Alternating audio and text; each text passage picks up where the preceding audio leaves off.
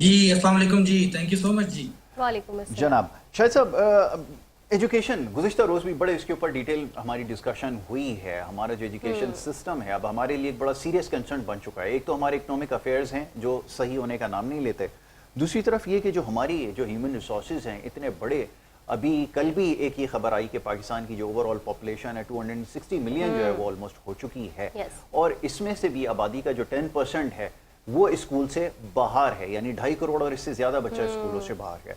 तो यहाँ पे होना तो ये चाहिए था कि आपकी तरजीहात में पूरा एजुकेशन सिस्टम होता है, इसको रिवैम करने की ज़रूरत थी, अपनी पॉलिसीज़ को रिविज़िट करते, कुछ नई चीज़ों को इंट्रोड्यूस कराते, लेकिन ऐसा हमारे पास देने के लिए इस वक्त कुछ कुछ भी नहीं नहीं। है।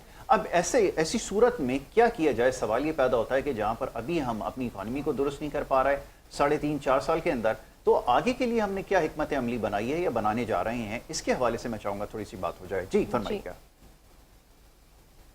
जी बहुत अच्छा क्वेश्चन है। मेरी इससे पहले भी इसी मौजू पे इस तरीके से बात हुई थी कि ये जो एजुकेशन की जिम्मेदारी है ये गवर्नमेंट की है, और जो करंट सिचुएशन चल रही है आपको पता है कि तेजी के साथ जो है वो गवर्नमेंट जो है वो अपने अपने इंस्टीट्यूट्स भी जो हैं, गवर्नमेंट स्कूल जो हैं वो भी प्राइवेटाइज जो है वो कर रही हैं।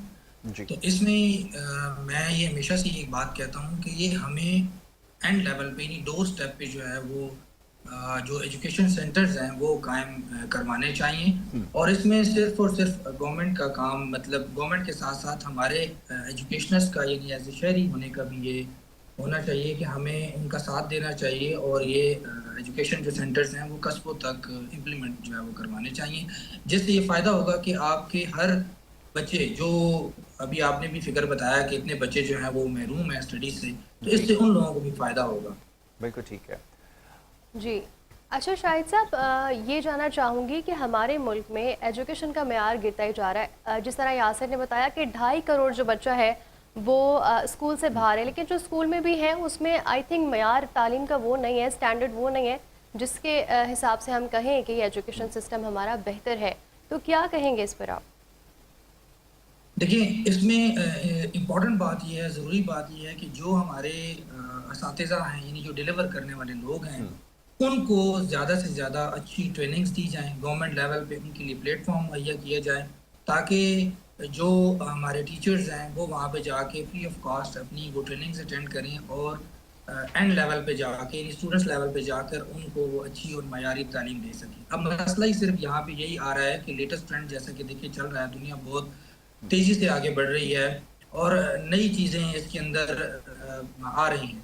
तो हमारे अंदर यानी कि ये कमजोरी है, या हम ये कह लें कि हम लोगों को प्रॉपर डिलीवर नहीं कर पा रहे हैं। और मैं ये जरूर कहना चाहूंगा कि हमें प्राइमरी लेवल पे इस चीज के ऊपर काम करना चाहिए और इसको डिलीवर करना चाहिए अच्छे तरीके से, ताकि जब बच्चा हमारा कॉलेज लेवल तक पहुंचेगा तो वो ज्यादा से ज्यादा अच्छे प्रोजेक्ट्स बनाएगा, और स्टैंडर्ड एजुकेशन उसने सीखी होगी और वो उसको जी डिलीवर कर पाएंगे। बिल्कुल ठीक है। अच्छा शायद साहब, ये ज़रा अभी टीचर्स के रोल के हवाले से बात हो रही है, तो यहाँ पर ये हमेशा सवाल होता है कि एक पेरेंट्स का भी कुछ रोल है बच्चों की खास तौर पे कैरेक्टर बिल्डिंग के बिल्कुल। अंदर। वो चीज़ हमें थोड़ी सी कम नज़र आ रही है, बल्कि ना होने के बराबर नज़र आ रही है, और होता अमूमन ये है कि सारी जिम्मेदारी जो है वो टीचर्स के ऊपर ही आयद कर दी जाती है।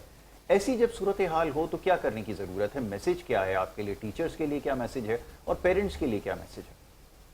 देखिए, बहुत बेहतरीन क्वेश्चन आपने पूछा।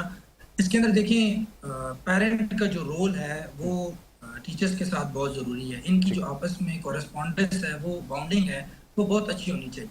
सबसे पहले पेरेंट को तो ये बताना चाहिए कि जी आपके जो असातिज़ा हैं, जैसे हम अपने बच्चों को बताते हैं कि जी हम अपने पेरेंट्स की हमें इज़्ज़त करनी चाहिए, जी सेम एज़ इट इज़ इस चीज़ की बहुत कमी मैंने महसूस की है, देखी है कि हमारे जो हम्म, बच्चे हैं वो अपने असातिज़ा की वैसे रिस्पेक्ट नहीं करते जैसे वो अपने पेरेंट्स की करते हैं, उन्हें करनी चाहिए। ये एक अलमिया है कि आप अगर अपने उस्ताद की इज़्ज़त करेंगे, तो आपका आधा इल्म आपको वैसे ही मिल जाएगा। बिल्कुल जैसे ठीक मैं है। हमेशा से कहता हूँ कि जब आप डॉक्टर से कंसल्ट करते हैं, उसके पास जाते हैं, तो आपकी आधी बीमारी खत्म हो जाती है। बिल्कुल ठीक ठीक है? तो अभी उसने अभी तक आपको कोई प्रिस्क्रिप्शन नहीं दी होगी। है। सेम एज़ इट इज़ इसी तरीके से हमें अपने बच्चों को ये चीज़ सिखानी चाहिए एज़ अ पेरेंट, कि हम अपने असातिज़ा की इज़्ज़त करें।